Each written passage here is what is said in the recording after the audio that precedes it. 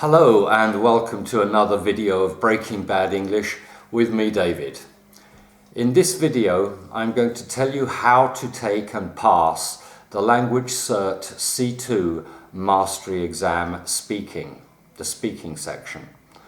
Now, I strongly recommend that you watch this video all the way until the end because there are lots of tips contained within it.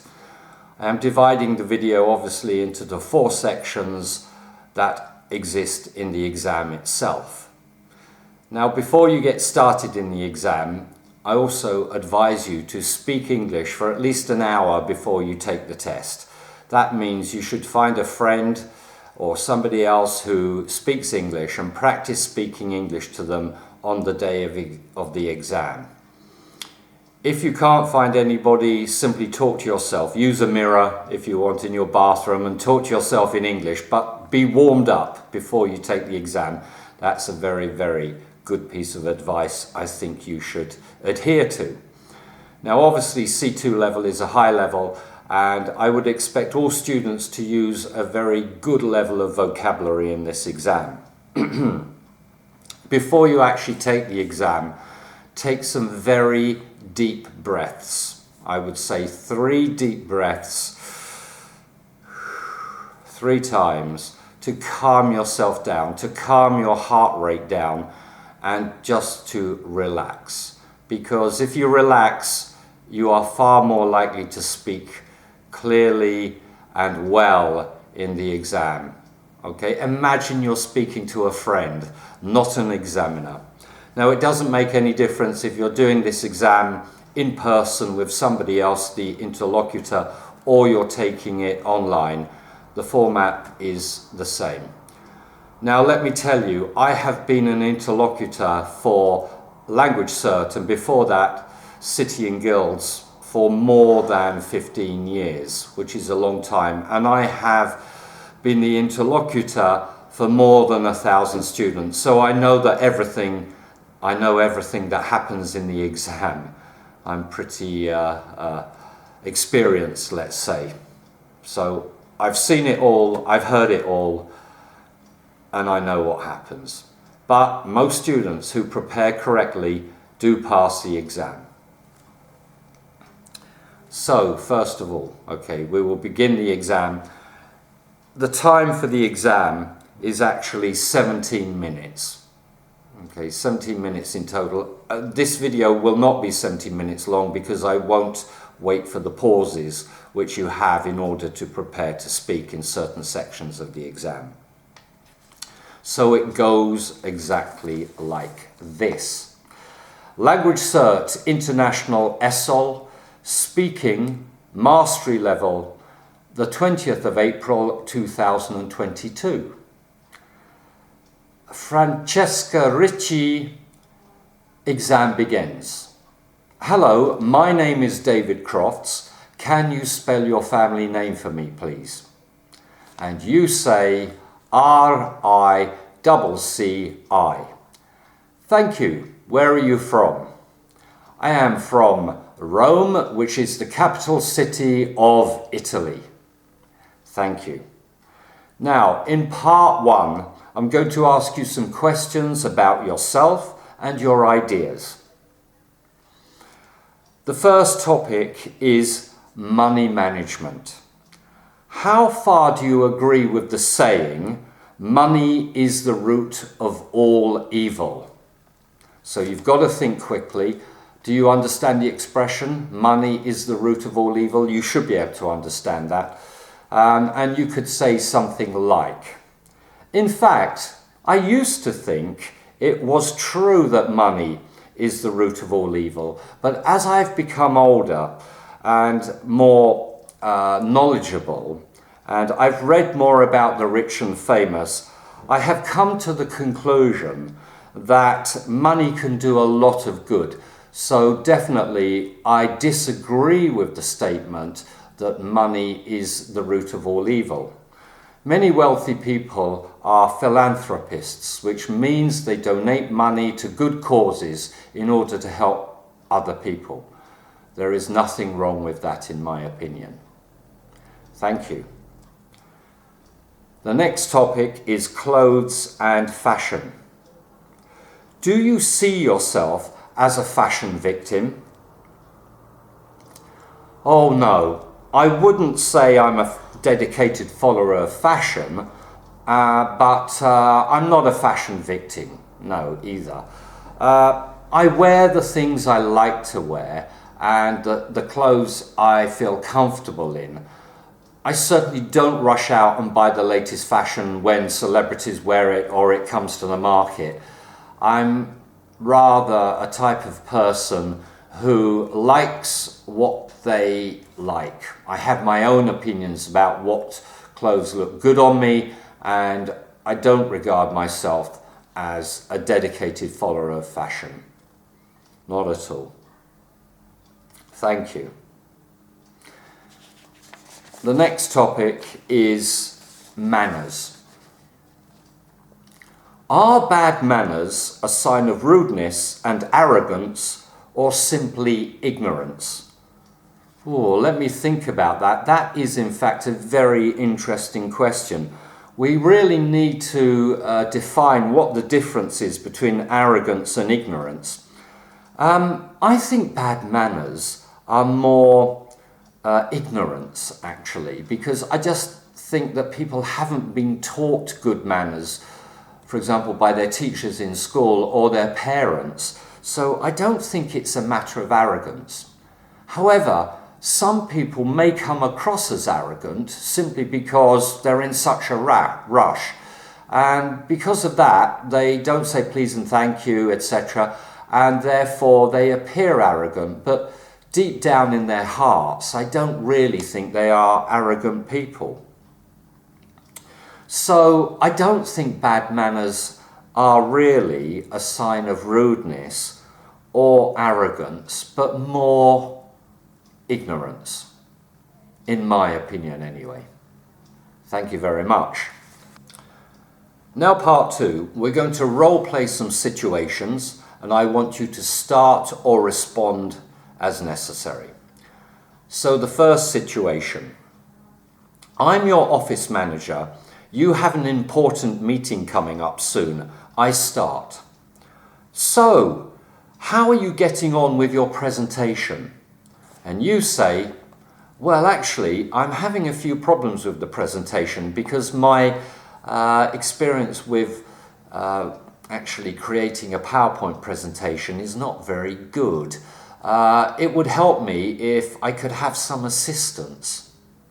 I say, oh, okay, I understand that. In fact, John here in our office is a very experienced animator, and he knows how to use all the software to create a presentation.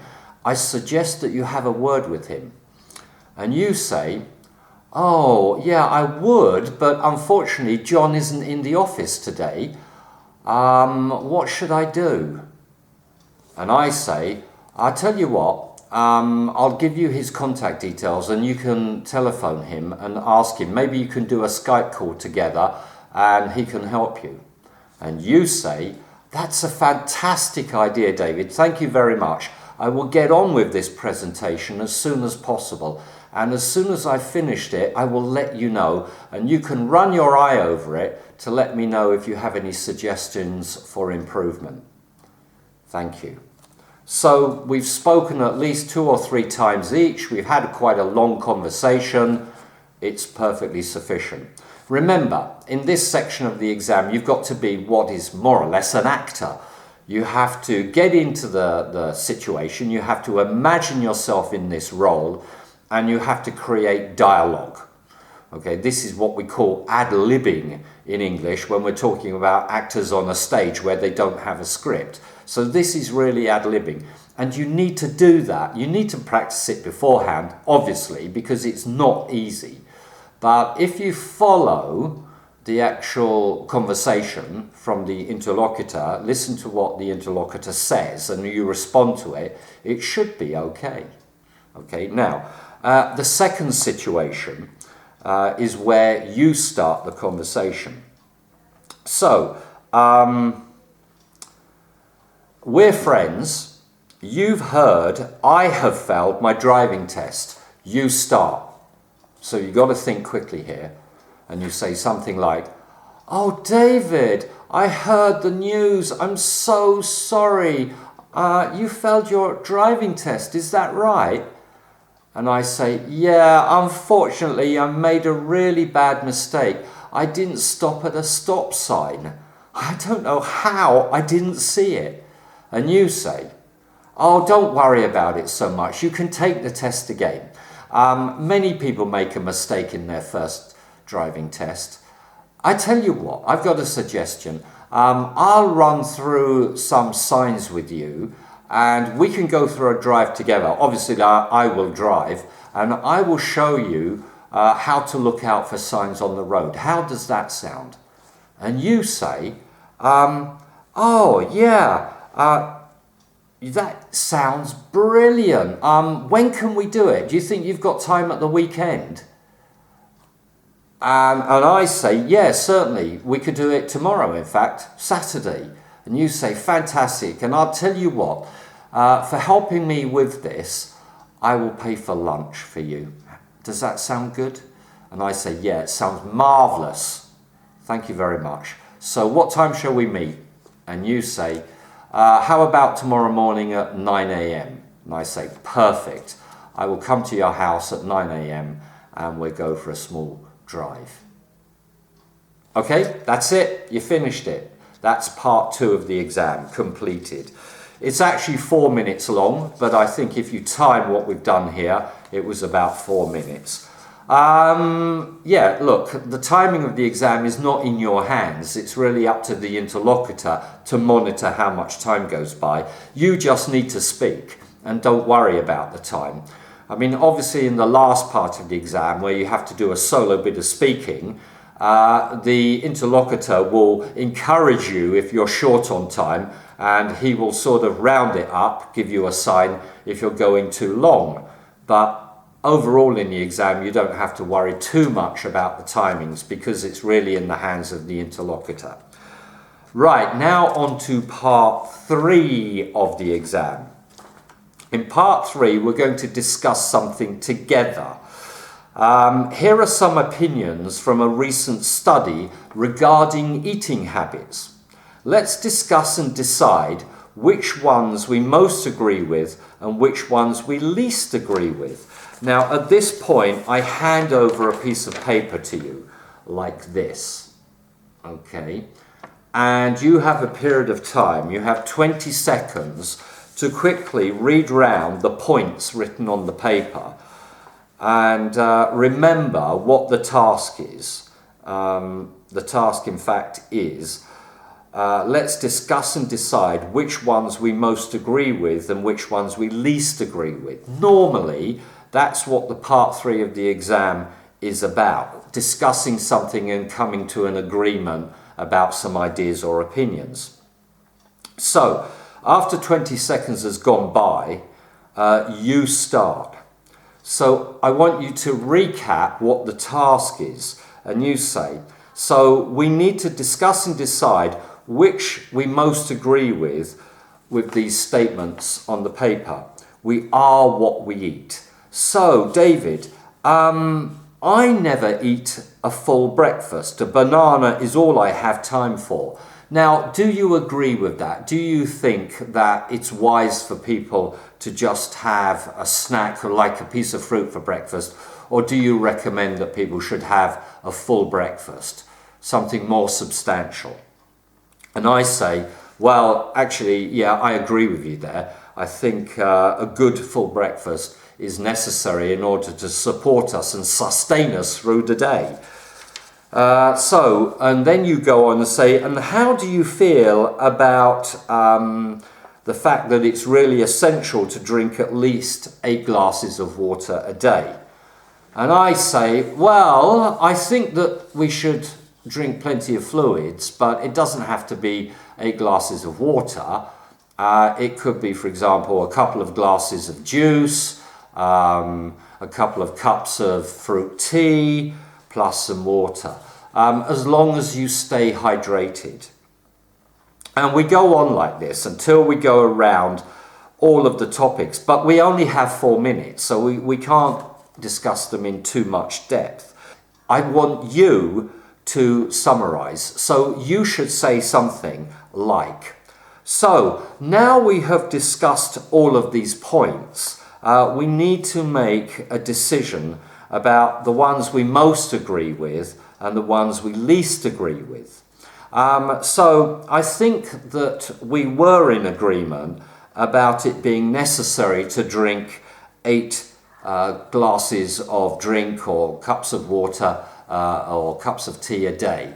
That was the one we most agree about. And the one which we least agreed with of these statements, and we don't think it's a good idea, is that I never eat a full breakfast, a banana is all I have time for. We think that that is a bad idea, that we agreed together that eating a substantial breakfast was far healthier than eating just something like a banana or an apple.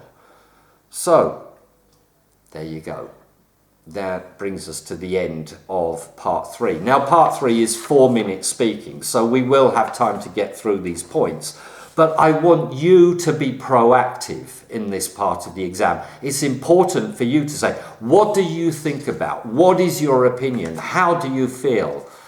Things like that. So keep it happy, smile all the time, but make sure it's proactive. We don't want to disagree strongly. We don't want to have an argument, but we don't have to agree about everything either. You can say, for example, well, I don't fully agree with you on that point. I have a slightly different opinion, and my opinion is this, for example.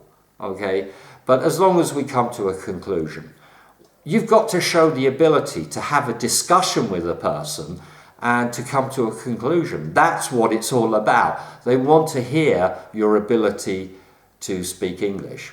You might want to get into it, something like, having said that, I also think that drinking 8 glasses of water a day is quite difficult, so perhaps it will take some getting used to. Okay? You can also throw in some ideas of your own experience in the past, or an anecdote. How about an anecdote? If you can get an anecdote into the exam, then it would be great. And of course, any idioms you can think of would be useful. Okay. Right, and then you come on to the last part of the exam, part 4. And part 4 is 5 minutes long, including follow-up questions. And it goes like this. In part 4, you're going to talk about something for 3 minutes. Your topic is the benefits of reading books. So here is a piece of paper and a pen, and you now have 30 seconds to write some notes to help you. So your topic is the benefits of reading books. Okay, now I strongly recommend that you write down some notes here. I mean, very, very important. I want you to think about, write plus, write minus on a piece of paper, and write the benefits on one side, and also write the actual disadvantages. So that might be useful in your talking. And also think about the situation in the past, the situation in the present, and the situation in the future, because more and more occasions these days, people don't read books. People watch films and things like that. So you've got to really emphasize what the benefits are of reading books. Okay? So I'll try to do it, and it's not easy, even for me. So yeah, so the first part is speaking for about 3 minutes. The benefits of reading books. Personally, I believe these days that reading books is hugely advantageous to the development of our opinions and overall knowledge. In the past, I did not think this was so. When I was a student at school, I used to dislike reading a lot. Although I was given tasks by my teacher to read various books or articles It was not something I particularly enjoyed. But as I became older, I became, let's say, more fond of reading for various reasons. Because I travelled a lot, I started reading books to fill the time. For example, when I was on a train, a bus, or even on a flight, or in an airport. So the benefits of reading books became numerous for me. First of all, they were something which I used to fill time, and they were also a way to gain new knowledge. I also think that reading books gives us material to speak about to other people, friends, family, whoever it might be. And reading books these days is not particularly expensive. So if you have something like an e-reader, you can download books from the internet and choose any book you want. In fact, in any language you want, for a very reasonable price. So you don't even have to travel to a bookshop to buy books anymore. And usually the books which are available from such websites are quite reasonably priced, as I mentioned earlier. Obviously, the benefits of reading books come into their own when we are studying, because as students, we need to cram our brains full of knowledge. And therefore, reading books is probably the best way to do this. Even better than videos like YouTube.